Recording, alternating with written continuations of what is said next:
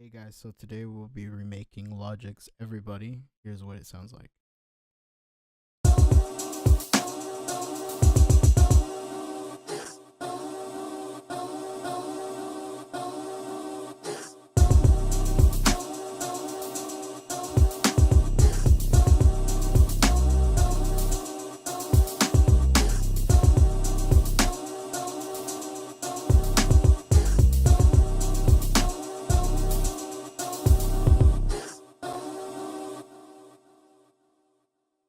Alright, so that was my recreation. So as you can see, the production is not too complicated, so we'll be focusing on getting the mix right. So the BPM is 110. Then I'm gonna break it down part by part. So starting with the vocal effect thing that happens. So it sounds like this.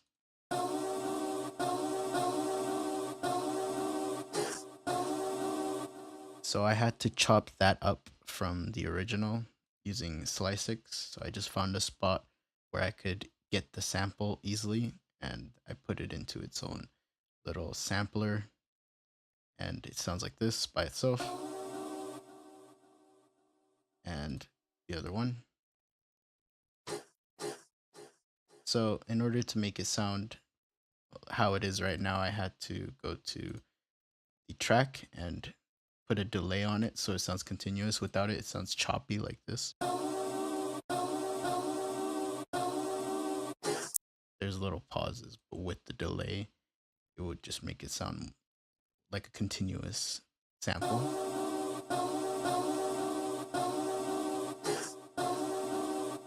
You can't really tell there's a delay, but it just sounds like one continuous sound.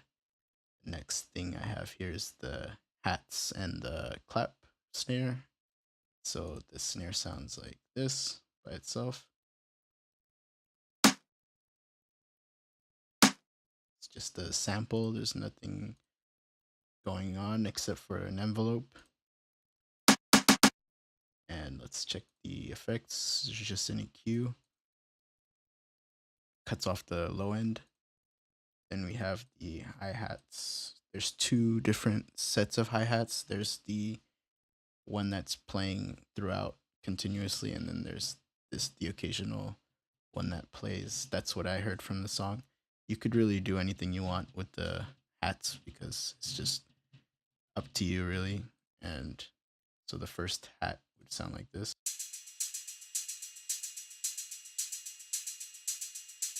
And there's just a velocity thing going on here. It's just varying to make it sound groovy. And there's the occasional hat here. And together they sound like this. There are envelopes on these to make it shorter, and this one is panned left and the other one is panned slightly right. There's also an envelope here. And together with the claps and everything. First there's on the track for this one, there's a stereo shaper to make it sound wide. So without it, it would sound like, and with it would sound like this. There's a little bit of distortion to bring up the high end.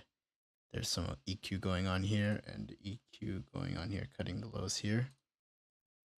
And altogether it would sound like this.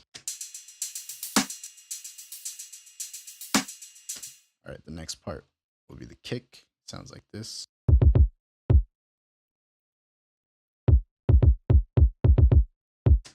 All right, so the kick is very important. So you must pick a nice sample, that one that will work with your song. So for here, I just chose something from FL Studio. So without the envelope, the sample kind of sounds like this, but I pitched it down a little. And there's a low pass filter using this Mod X about halfway. So without it, it would sound like this. But it doesn't work for hip hop like that, so you have to cut it up halfway about there. And now you just get the lower end of it. All right, and then there's the envelope because you don't want the bass from the kick really, this tail. So you can just get the attack like that. And on the track, we have compressor, this limiter for So this is just to cut like this is just a gate to cut the little bits after the kick. There's some EQ. This is a weird EQ. It's just so it can match the kick from the song. I didn't want to sample search for too long, so I just tried to pick a similar sample and just try to get it close by EQing. So there's two of them. And this is, you don't have to do this. You could just pick a different sample. I just wanted to make it sound close to the original. All right, and the last part is the most complicated part. It's the bass. There's two basses playing at the same time. One is the sub and one is the higher end. So they're both made in 3x os, which is a synth from FL Studio. It's just a cheap synth. So the first one is the low sub, and it has just three sine waves. One is pitched up an octave, and there's the AM on oscillator 3. So when you play it all together with just the sub, it would sound like.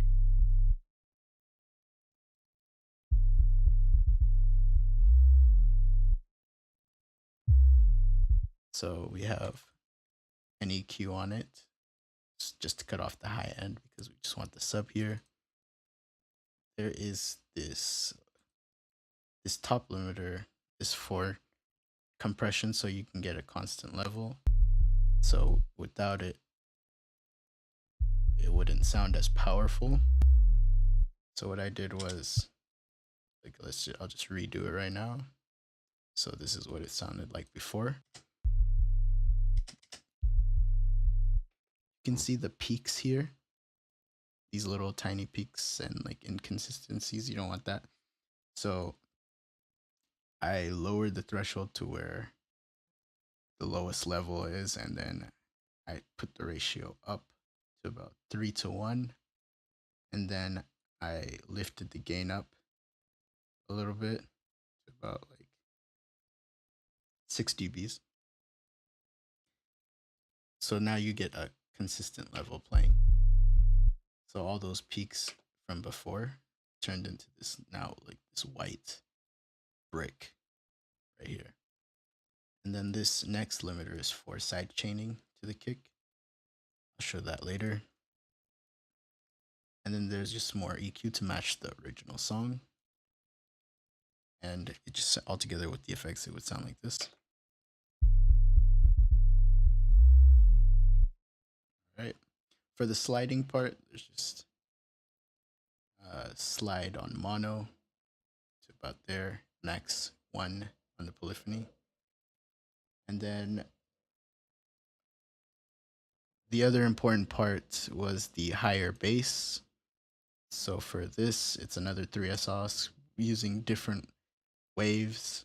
So I just use these two waves here and a sine for the third with the AM OS 3 on. And I use this because it brought a lot more frequencies and sounds more like the original.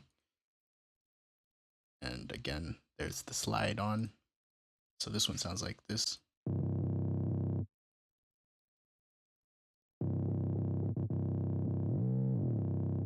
So it has some distortion on it. First, there's an EQ cutting off the lows.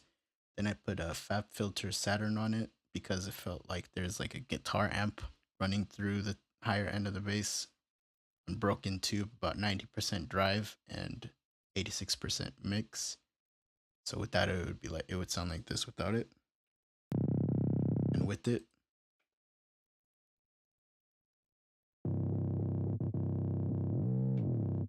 and if you don't have FabFilter when you're trying to open the project, you could just turn this blood overdrive on. It wouldn't sound as good, but it will kind of give you the idea. All right, so we'll turn that off. And then there's more EQ here because that's all we want from this bass, and compressors on there also. So combined, the two basses would sound like this.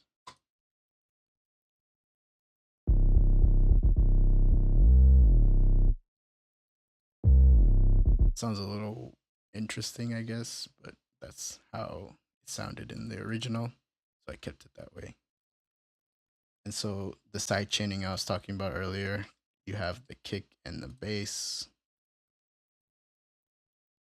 So when they play together, there is ducking going on so that they don't clash with each other. This indicates the level being brought down, so it's sidechained into number one, which is the kick, about threshold there, ratio about 2 to 1, and it will give you a cleaner sound. So with all the basses,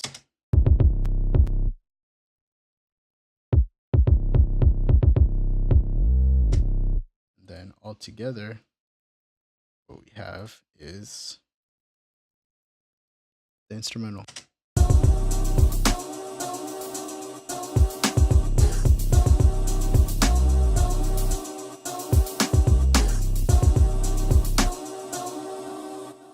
And so to get it to sound like this, I had to use this reference as the original, just A B it a few times throughout the process. So when you're making your beat, you should choose a song that sounds similar to your instrumental and use that for reference to get the levels right, to how loud your bass should be, how loud your kick should be.